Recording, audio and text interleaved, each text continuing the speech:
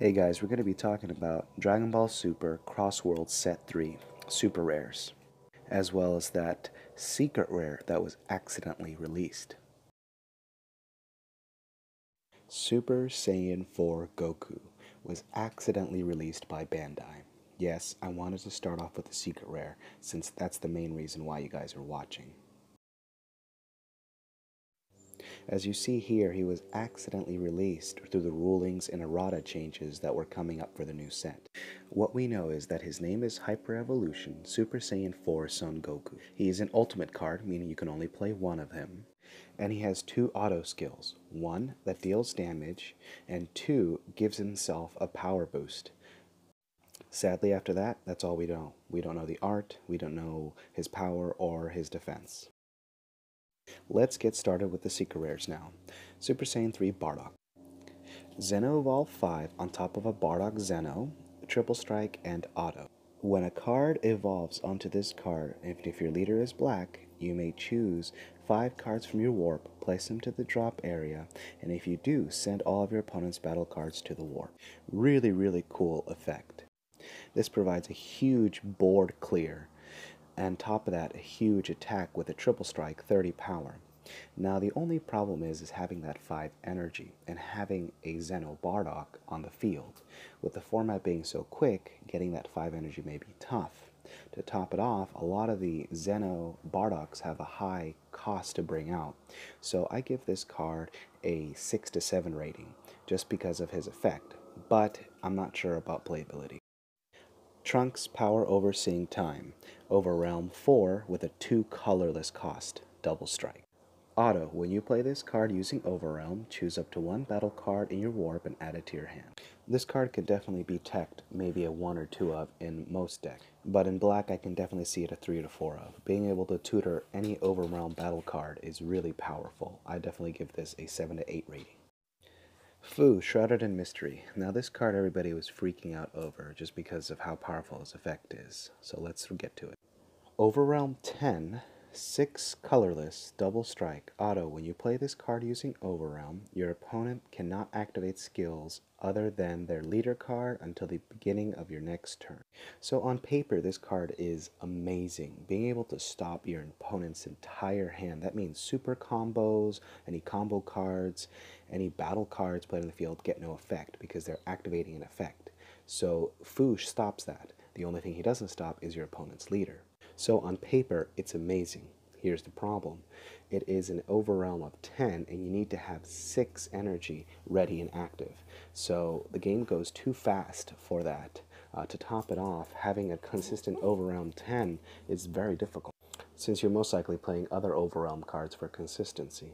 Even if you're not, the only decks I can possibly see this decent in would maybe be some kind of Mecha Frieza Turbo or Zamasu, since you mill a lot in Zamasu. I give this card a possibly 6 to 7 rating. Dimension Breaker Mira. Zeno Evolve 5 on top of a Mira, double strike. Auto. When a card evolves into this card, if you have 5 or more cards in your warp zone, choose one of your opponent's battle cards and send it to the warp. Then if you have 10 or more, choose up to one opponent's energy and send it to the warp. That is an amazing effect. Board clearance. Not just monsters or battle cards, but energy. Energy disruption is huge. It slows your opponent down completely. To top it off, both those cards go to the warp. It's not like they go to the drop area where they can use them for an overrealm. So that's even more control. I definitely can see this teched, maybe a 1 or 2 of, in a Mira Android deck. I would give this a 7 rating, just for how good the effect is, but it requires a 5 energy, so may be a little hard to get out. Super Saiyan 3 Goku. EX Evolve 1 red, play on top of a Goku GT. Double strike once per turn. When this card attacks, switch this card to active mode and gains 5,000 power for the duration for the turn. This card's okay. Jiren is better. There's Topo. They do a similar effect. I personally am not a very big fan of this card. The art's amazing, but as for playability, I give it a 4 or 5. Meta Realdo, EX Evolve 1 red, place it on top of General Realdo, double strike. Active main, once per turn, place 1 M2 from your hand to or battle area to the drop area, draw 2 cards. Then choose your opponent's leader card, and it loses 5,000 power for the duration of the turn. Then choose all of your opponent's battle card, and they lose 10,000 power for the duration of the turn. Really, really cool concept. Definitely good in paper. My only concern is getting it on the field quick enough. This provides a huge field control. Yeah, you get to draw 2 cards by destroying your M2 on the field, and then you get to mess the entire board up. So a really good finisher. As for how consistent to get it out, that's hard to say. I give this a 7 rating. Fearless Pan, blocker, barrier, auto. When you play this card, choose all of your other cards that are red and leader card, and they gain 5,000 power and double strike. What more can you ask for? You have a blocker, it has barrier, so it can't be chosen by effects. You give plus 5,000 power and double strike to your entire board. That's huge. That applies so much pressure. This pan is what red needed. This pan is going to be one of the most busted cards in the set. I give this a 9, almost to a 10 rating. You don't need Super Saiyan 3 Goku anymore. You definitely can tech it in, maybe a 1 or 2 up to mix it in with Pan for that bigger boost, but this is a really good card. Super Saiyan Blue Vegeta, Union Patora, 5, Triple Strike. When you play this card and your leader card is Vegito, choose up to one of your opponent's battle cards and one of card in their hand and put them to the drop zone. Then draw 2 cards. Then you may choose up to 2 cards from your life and add them to your hand. This is amazing if you get it off. I mean, the ability to disrupt the hand, disrupt the field, you draw 2 cards, and then you get to awaken yourself earlier, if not add 2 more cards to your hand from your life. This applies so much control, and on top of that, aggression with a triple strike. So you can obviously bring him out at the end game when your opponent's at 3 life, and then take 2 of your life. So even if you're at 3, you go down 2 for 1 because you know you're going to go for that finish. Use the cards that you got from your life to combo it out. Definitely a very solid card on paper. The only problem is Vegito himself. The deck is hard to build. Unfortunately, everything else is so quick or so consistent or so controlling that it doesn't allow Vegito to get the setup to bring out Big Vegito. And because of those reasons, I give this card a 6 to 7 rating. But the card effect is really good. Unfortunately, the format is too good for Vegito to stand up just yet. Android 13. Double Strike Auto. When you play this card, your opponent chooses one of their battle cards and KOs it. When your opponent's battle card is placed in the drop area by any of the skills that other than this one, your opponent chooses 1 card from their hand and places it in the drop area. I gave this a 4 or 5 rating. Cell is so much better. Even Broly is pretty good. Android 13 is okay. The Android support is really good, but this card itself is mediocre compared to the other green leaders. Khalifa. Permanent. Battle card and cannot be KO'd by your own skills. Permanent. Your battle card cannot be placed in the drop zone by your own skills. When you play this card, choose 1 card from your life and add it to your hand. So what everyone's thinking of is this in Kale. Now your Kale doesn't have to kill a card when you summon it. That's really, really good. Top it off, this in Broly. So now when Broly requires you to destroy a card, you don't have to with Khalifa. Khalifa has a lot of potential when it comes to green. It really gave that Broly and Kale a huge power boost. To top it off, she is a 2-drop 20k. That's huge. It applies early aggression, and you can end up killing pretty much anything on their board. Now here's the thing.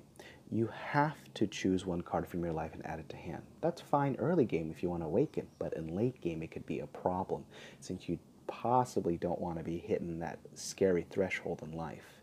I give this a 8 rating for sure. Super Saiyan Bardock, EX Evolve. Place 2 cards from your hand to the drop area and play it on top of a yellow Bardock with an energy cost of 5 or more. Permanent. If your opponent has 6 or more energy in rest mode, this card gains plus 5,000 power and triple strike. Auto. When a card evolves into this card, choose all your opponent's battle cards and energy cards and switch them to rest mode. Really cool card on paper. Here are 2 problems. 1, your opponent needs to have 6 or more energy in rest mode. And 2, you need to have a Bardock on the field that hasn't either been blown up by some other card effect. Because of those reasons, I give this a 6 rating. The effect is really powerful if you can get it off. The only problem is you need so many requirements to get this guy off. Yes, EX Evolve is easy with him, but everything else makes it hard. Son Goku. Blocker, barrier, auto. When you play this card, choose up to one of your opponent's battle cards in rest mode and KO that card.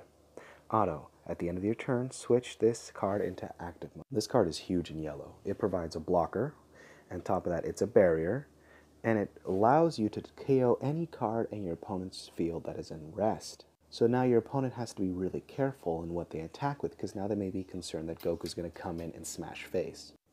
And to top it off, even if you attacked with him, he'll come back into active mode, so he'll be able to protect himself from somebody smashing into him. What is really powerful is there's a Super Combo Saiyan card that allows you to summon a 3-drop for free. So you use this super combo to bring out this Goku, you destroy the opponent's attacking monster. And that is one of the most busted combos in the game. So even if they try to go super big and then they end up comboing their entire hand, you combo with your super combo or special combo, bring out Son Goku, Goku blows up that card because it had to go into rest. Even with all those cards that it comboed with, it's all gone. The battle is over because Goku has destroyed the attacking monster. This forces your opponent to really play carefully against any yellow deck. A very, very powerful card. I give this a solid 8 to 9 rating. Majin Buu EX Evolve, 1 blue, place 2 cards from your hand at the drop area, play it on top of Majin Buu. Triple Strike, auto, when a card evolves onto this card, switch this card into active mode and it gains 3,000 power for the duration of it. This card is amazing. If you're able to get it off, you're pretty much going to win. The only problem is how good is the Majin Buu deck in the format, and that's hard to say since there's really no concrete ideal build yet on it. I give this card a 6 to 7 rating. Hopefully in the future we can see Majin Buu wreck some face. Ultra Instinct Son Goku. EX Evolve, 2 blue, place 1 card in your hand at the drop area and evolve on top of a Goku blue with a 5 or more energy cost. Triple Strike. Permanent. Your opponent cannot combo for the duration of this card's battle. Auto. When a card evolves onto this card, return all of your opponent's battle cards to their hand. Really, really cool. Definitely can be used as a finisher or a mid-game aggression. Now, the main card you would evolve this on would be the Dash Pack Goku, since it's easy to bring out. A turn or the ability of having your opponent not being able to combo when this attack hits through is huge. So definitely is going to be a really good finisher. Now, how consistent is it going to be? That's hard to say. Possibly decent in some kind of mono blue Goku Soul Striker deck, or possibly a Vegito style deck if you're not playing Vegito Leader and using this as your main finisher. I give this a 6 or 7 rating just for how good of a finisher it is, but how consistent it is, it's hard to say. Thanks for watching, guys, as well as please like and subscribe, and what card are you looking forward to in the next set coming up?